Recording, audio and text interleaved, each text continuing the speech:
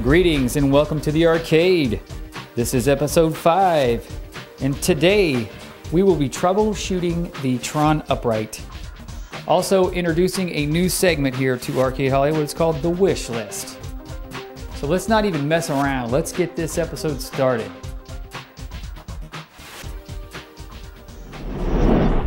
All right, this is Troubleshooting Tron. I've got the back door off of Tron.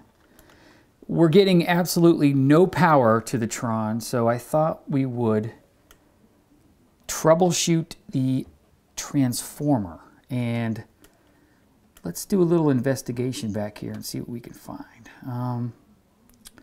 Basically, you got the big blue capacitor and you got some fuses here. I definitely know it's not the power board because we're not getting any power on any level, so it could be something going on here with the big blue capacitor. Or let's take a look and see what's going on back here. I think I'm a little suspect of something here.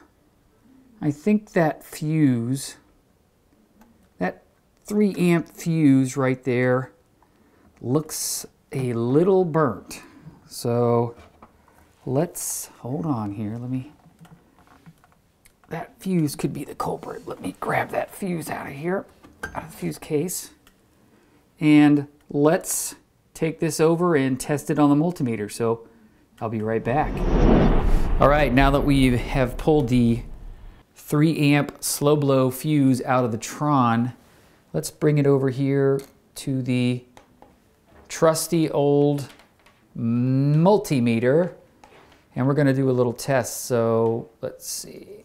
I'm going to stick the negative on one end of the fuse and the positive sides on the other end of the fuse.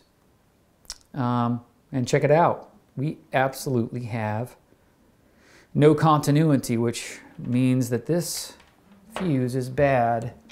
And just to show you what I'm talking about, let's check out a brand new fuse here that I purchased from Dayton Audio. Let's do a continuity test on a brand new 3 amp slow blow. Let's see what we got. So as you can see, the multimeter shows that we have continuity. So we got a bad fuse. So wow, if you get a bad fuse in an arcade game and that solves the problem, then bam.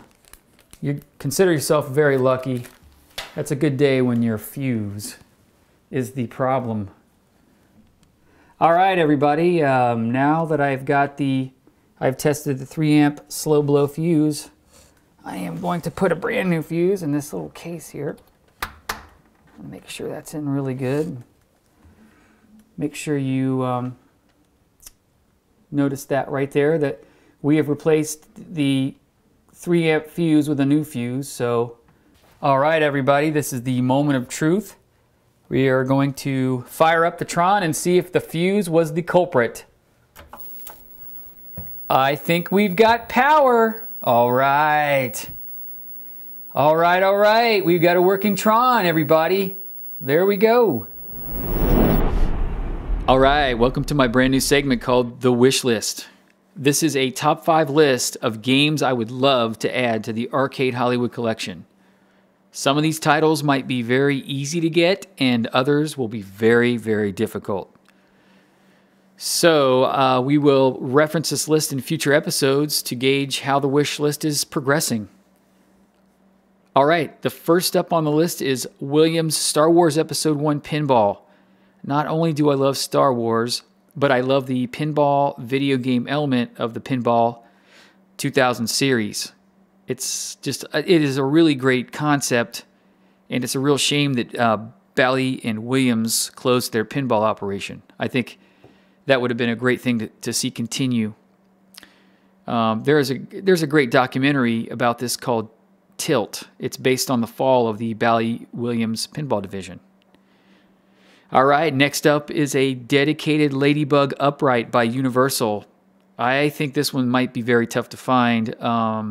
I've been looking around for a couple months and I just, no bites at all. But I love the cabinet design. I love the artwork, and the game is absolutely a lot of fun. I've been playing that one on MAME, and I absolutely love Ladybug. Here's a game that would be a great addition, and I think this one might be a lot easier to find. It's a Neo Geo 4-slot upright, and it has to have Puzzle Bobble. Puzzle Bobble's extremely addicting, like Tetris.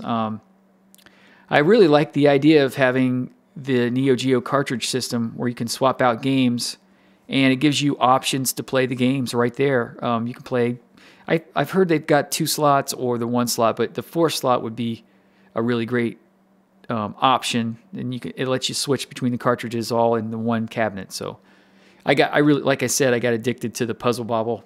I think it would be a hit down here in the arcade. The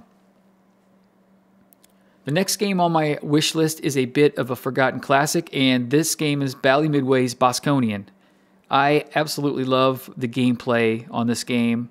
I think it came out about the same time as Galaga.